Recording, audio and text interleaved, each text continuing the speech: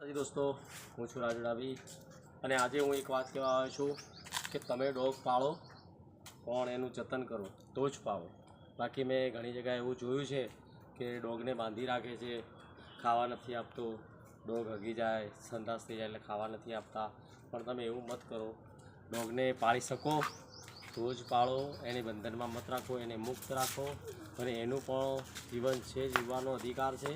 તો મારા દોસ્તો, મારા મિત્રોને આ શોર્ટ વિડીયો બનાવીને કહું છું કે તમે આ ડોગ પાળો પણ એને પ્રેમ કરી અને છૂટો રાખો, એને ખુલતો અને આવી રીતે ફરતો ડોગ જોઈએ,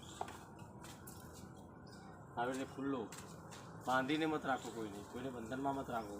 અને એને જમવાનું આપો, પાણી આપો, એક આપણા જોડે માંગે છું ખાવા અને પીવાનું, બસ એને કંઈ બીજું જોઈતું નથી.